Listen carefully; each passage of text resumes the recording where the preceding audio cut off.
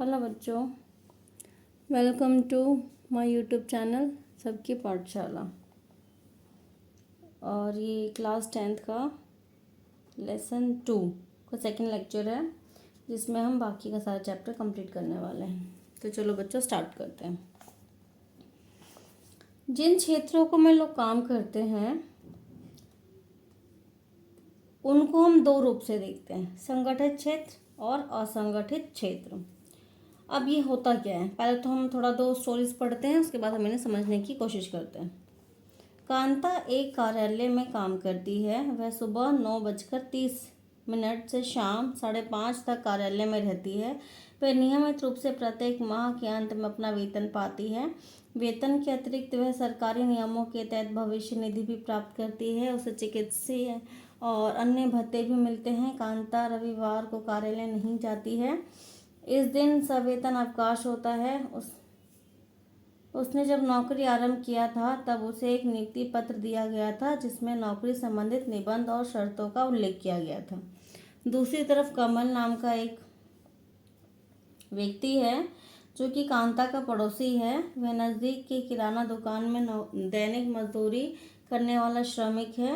वह सुबह 7:30 बजे दुकान जाता है और शाम 8 बजे तक काम करता है। उसे अपनी मजदूरी के अतिरिक्त अन्य कोई भत्ता नहीं मिलता है। जिस दिन वह काम नहीं करता है उस दिन की मजदूरी उसे नहीं मिलती है। उसे कोई छुट्टी या सवेतन अवकाश नहीं मिलता है। उसे कोई औपचारिक पत्र नहीं मिला है जिसमें दुकान में नियुक्ति के बारे में कहा गया हो। उसका नियोक्ता उसे किसी भी समय काम से हटने के लिए कह सकता है। अब यहाँ पर दो स्टोरी के माध्यम से आपको दो लोगों के काम करने की स्थिति के बारे में वर्णन किया गया है। तो यहाँ से हमने देखा कि जो कांता है वो ऐसे क्षेत्र में काम करती है जहाँ पर उसका काम करने का जो समय है वो फिक्स है, उसका काम फिक्स है, वो कब आएगी कब जाएगी वो फिक्स है। इसके अलावा अगर वो छुट्टी करती है तो उसका कोई वेतन नहीं कटेगा और रविवार की उसकी छुट्टी रहती है। जबकि दूसरी तरफ हम देखते हैं कि कमल जो है उसका काम का जो घंटा है वो भी ज़्यादा है, उसे कोई सवेतन छुट्टी नहीं मिलती है, उसे कभी भी काम पे से हटाया जा सकता है। इस तरीके से दोनों जो है वो अलग अलग क्षेत्रों में काम करते हैं। तो अब संगठित क्षेत्र कहता क्या है, तो संगठित क्षेत्र में कुछ नियम होते हैं।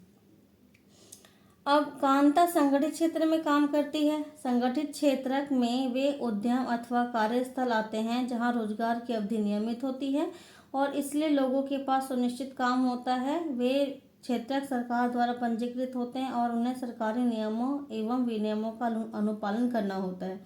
इन नियमों एवं विनियमों का अनेक विधियों जैसे कारखाना अधिनियम, न्यूनतम मजदूरी अधिनियम, सेवानुदान अधिनियम, दुकान एवं प्रतिष्ठान अधिनियम इत्यादि में उल्लेख किया गया है।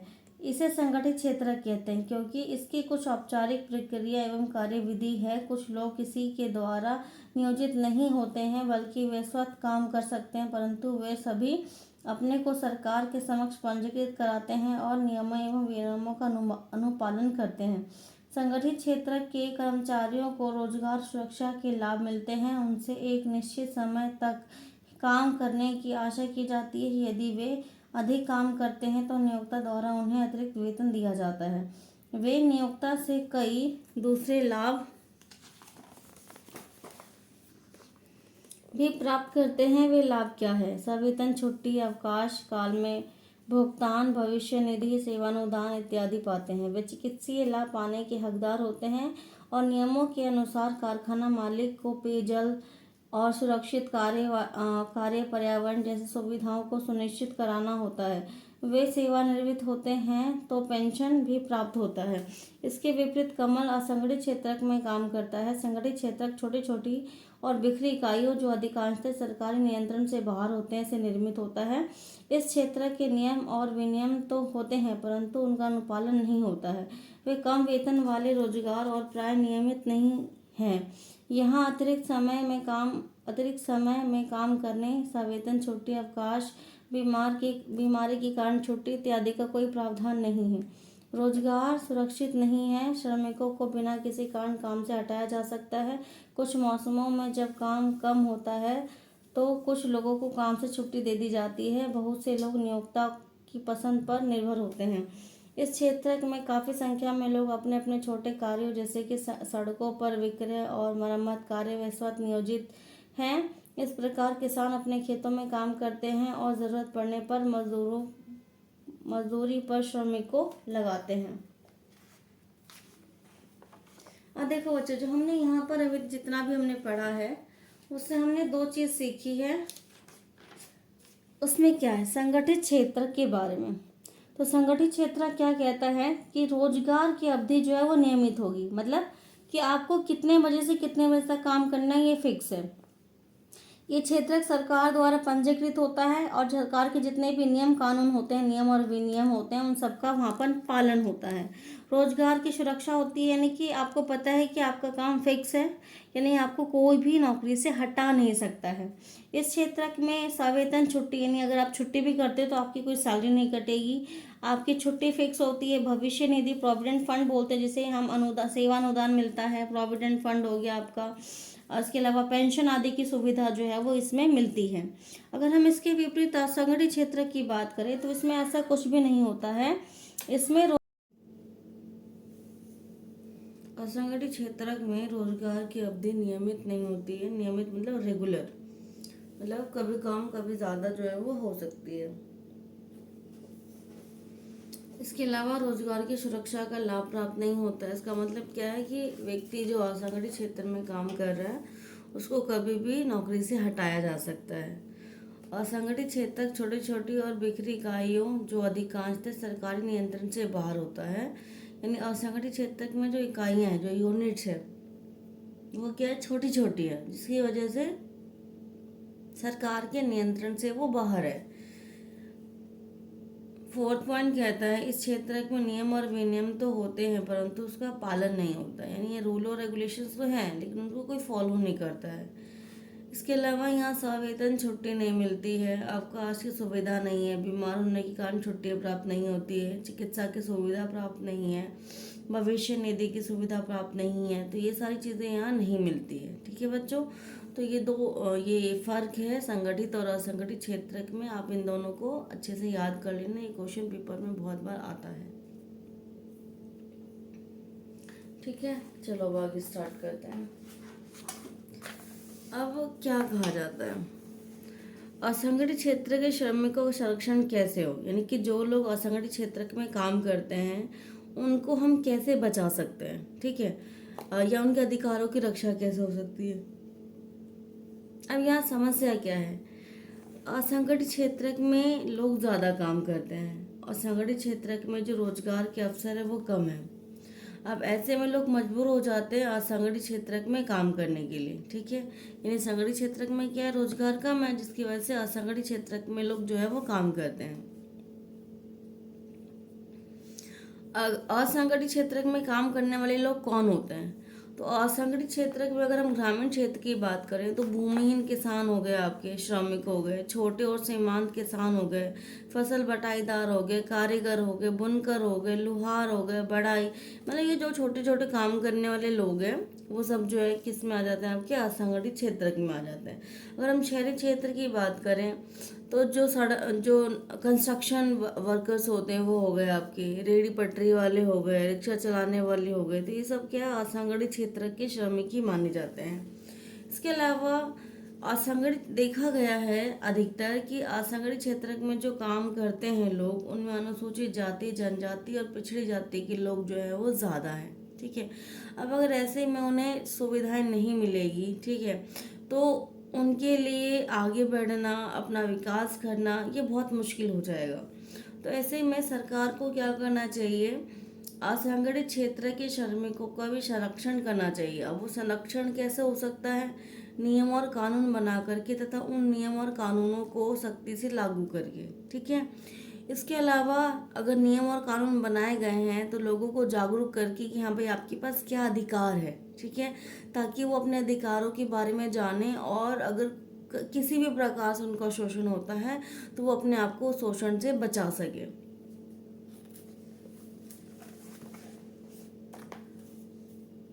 अब अगर हम बात करें कि स्वामित्व के आधार पर क्षेत्र को कितने वर्गों में बांटा गया है, तो स्वामित्व के आधार पर क्षेत्र को 2 वर्गों में बांटा गया है।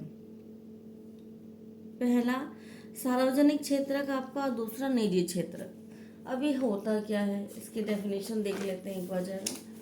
तो डेफिनेशन के अकॉर्डिंग सार्वजनिक क्षेत्रक में अधिकांशतः परिसंपत्तियां व सरकार का स्वामित्व होता है और सरकार ही सभी सेवाएं उपलब्ध कराती है। यानी कि ओनरशिप, मालिक की अगर मालिक ओनरशिप की अगर हम बात करें तो कोई भी अगर यूनिट है गाँव सार्वजनिक क्षेत्र में तो उसका जो स्वामी होगा वो सरकार। उदाहरण रेलवे, डाक घर हो गया आपका, BSNL हो गया, ये सब चीज़ें। इसके अलावा दूसरा पॉइंट कहता है कि सार्वजनिक क्षेत्र का जो उद्देश्य होता है वो सामाजिक कल्याण करना होता है, मतलब लोग आगे बढ़े, उनका विकास हो, ये उनका लक्ष्य है। अगर हम निजी क्षेत्र की बात करें तो जो भी यूनिट्स होते हैं या परिसंपत्तियां हैं, उनका जो मालिक है वो कोई निजी व्यक्ति या एकल व्यक्ति होता है। उदाहरण टेस्को हो गया आपका, रिलायंस हो गया, ठीक है।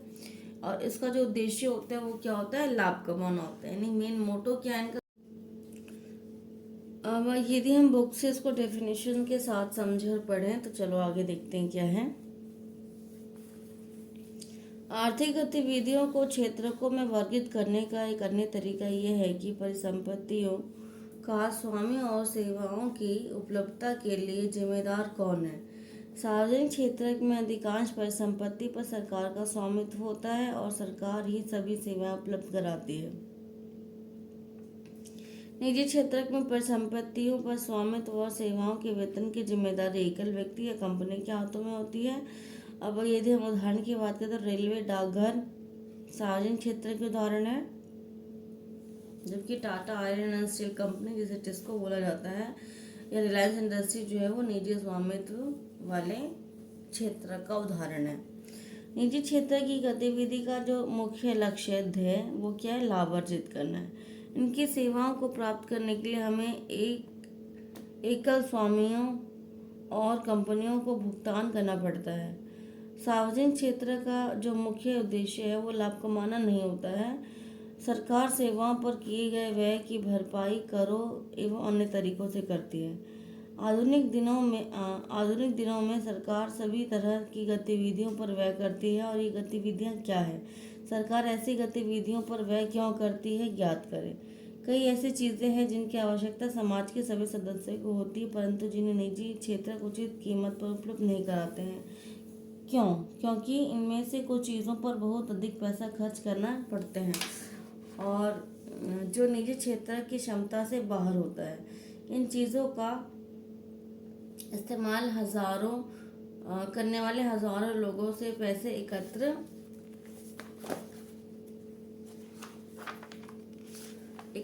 करना भी आसान नहीं है। फिर यदि वे चीज़ों को उपलब्ध कराते हैं तो वे इसकी ऊंची कीमत वसूलते हैं, जैसे सड़क, पुल, रेलवे, पतन, बिजली आदि का निर्माण, बांध आदि से सिंचाई की सुविधा उपलब्ध कराना। इसलिए सरकार ऐसे भारी व्यय उठाती है और सभी लोगों के लिए सुविधाएं जो है वो सुनिश्चित करती है, ठीक है। यानी कि अब यहाँ पर हम क्या समझ सकते हैं कि अगर हम सभी चीज़ें निजी क्षेत्र के हाथ में दे दें तो वो क्या करेगी, इतनी ज़्यादा, मतलब जैसे मान लो सड़क बनाना है, पुल बनाना है तो बहुत पैसा लगता है, ठीक है। अब ऐसे में उसके लिए सबसे पहली बात इतना वो निवेश नहीं कर सकती है। और निवेश अगर कोई भी व्यक्ति करेगा तो उसका मेन उद्देश्य क्या होगा, लाभ कमाना होगा, ठीक है। और लाभ कमाने के लिए वो क्या करेगा, उन चीज़ों की जो कीमत है वो बढ़ा देगा। और जब वो चीज़ें महंगी हो जाएंगी तो जो आम लोग हैं वो उस चीज़ को ले नहीं पाएंगे, खरीद नहीं पाएंगे, ठीक है। अब जैसे एक आप एग्जांपल ले लो कि अगर गवर्नमेंट सारे स्कूल बंद कर दें और केवल प्राइवेट स्कूल लियो, ठीक है, तो क्या सभी बच्चे जो है वो शिक्षा प्राप्त कर पाएंगे? बिल्कुल नहीं कर पाएंगे, क्योंकि जो गरीब लोग हैं, अधिकतर जो बच्चे हैं वो सरकारी स्कूलों में पढ़ते हैं, ठीक है। प्राइवेट स्कूल में पढ़ने वाले लोगों की संख्या जो है वो कम है। केवल जो संपन्न परिवार है, जिनके पास इतनी क्षमता है कि हाँ वो अपने बच्चों को प्राइवेट स्कूल्स में पढ़ा सकते हैं इतनी ज़्यादा फीस दे करके, केवल वही वहाँ पढ़ते हैं। लेकिन जो आम लोग हैं, जो मिडिल क्लास है, जो नॉर्मल लोग हैं, उनके लिए ये चीज़ें बहुत एक्सपेंसिव हो जाती है। तो अगर ये चीज़ ऐसा हो गया तो सबको शिक्षा का जो अधिकार है वो प्राप्त नहीं हो पाएगा। ठीक है, इसलिए सरकार क्या करती है, इन चीज़ों पर खर्च करती है। जैसे हॉस्पिटल्स बनाती है सरकार ताकि सभी को स्वास्थ्य की सुविधाएं मिल सके, सड़कें बनाती है, पुल का निर्माण करती है ताकि देश का विकास हो सके, बांध का निर्माण करती है ताकि जो भी बिजली की सुविधा, बिजली बनाई जा सके ज़्यादा से ज़्यादा और लोगों को बिजली की सुविधा प्राप्त हो। इसके अलावा सिंचाई की सुविधा का विस्तार करते हैं ताकि सभी किसानों को पानी उपलब्ध हो, ताकि वो खेती जो है वो आसानी से कर सके। तो सरकार जो है वो सारे काम करती है जिससे कि देश के सभी लोगों को उसका लाभ जो है वो प्राप्त हो। ठीक है, लेकिन कई बार क्या होता है कि सरकार हर चीज़ खुद से नहीं बना सकती, खुद से नहीं कर सकती है। तो वो जब निजी क्षेत्र कोई चीज़, कोई काम करता है तो उस सुविधा को आम लोगों तक कैसे पहुंचाया जाता है।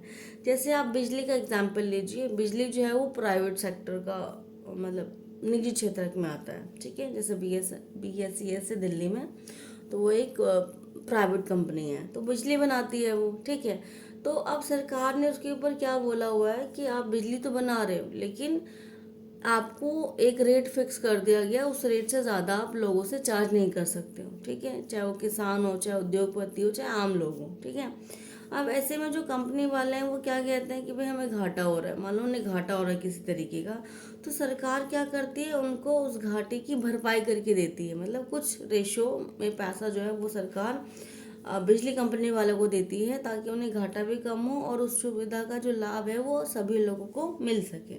ठीक है, इसके अलावा सरकार क्या करती है, जैसे किसानों से गेहूं, चावल वगैरह कम कीमत, मतलब उचित कीमत पे खरीदती है, और समाज का वह वर्ग जो गरीब है, जो निर्धन है, उन लोगों को कम कीमत पर गेहूं और चावल जैसे जो अनाज है वो दिए जाते हैं। ठीक है, आप कोविड का एग्जाम्पल ले सकते हो कि कोविड में सरकार ने कितना डबल डबल जो राशन दिया, वो सब सरकार ने किस लिए दिया, ताकि लोगों के ऊपर महामारी का जो प्रभाव है वो कम पड़ सके, मतलब कम पड़े।